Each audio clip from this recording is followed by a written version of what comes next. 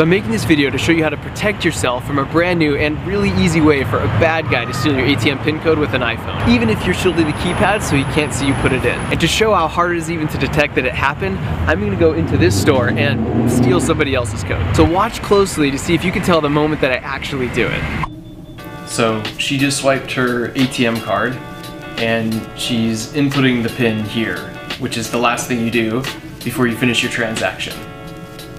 And then I step up to make my purchase. So that was it. If you missed it, let me play that last part over again. You'll see as I walk up, my phone just briefly hovers over the keypad.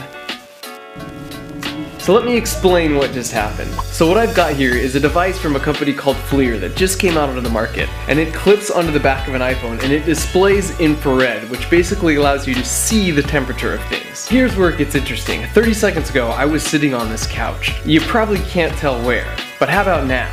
Anytime two objects interact, they will tend toward thermal equilibrium, so they basically try and meet in the middle temperature-wise. And since I'm warmer than the couch, heat flows from my body to the spot on the couch where I'm sitting. So this leaves behind a thermal signature because it'll take a little time for that spot on the couch to cool back down and reach thermal equilibrium once again with the air. Likewise, if I set my warm hand on the cold wall, afterwards my hand is slightly colder, but the wall is slightly warmer where I touched it. And as you probably guessed by now, your fingers leave a thermal signature when you type your PIN code into a debit card machine like this. And as you can see, in this case, the PIN code was 12345. 12345? Yes! That's amazing! I've got the same combination on my luggage!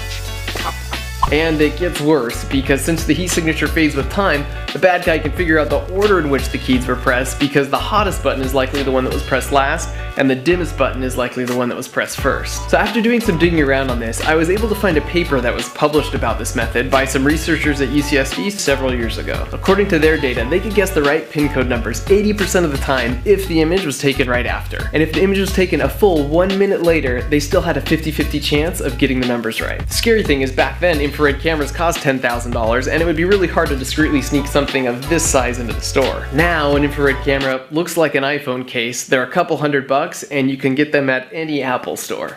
However, there are two pieces of good news here. The first is that this won't work on all keypads. For example, metal keypads reflect IR like a mirror, plus they're highly thermally conductive, which dissipates the heat quickly, which doesn't allow for a thermal signature to even be left behind. However, I still found plenty examples of rubber and plastic buttons in my area that definitely left behind a thermal signature. Not to mention the other applications beyond PIN codes, such as door entry systems. The second, and this is the real point of this video, is that it is really easy to defend against this by simply resting your fingers on other buttons as you type in your code. As you can see here, this simple precaution makes a meaningless thermal signature. So spread the word, because it doesn't take any extra effort or time, and it makes this potential threat a complete non-issue. Oh, and finally, if you are part of the 11% of the population whose PIN code actually is 12345, consider this sage advice. Change the combination on my luggage! Yes, sir.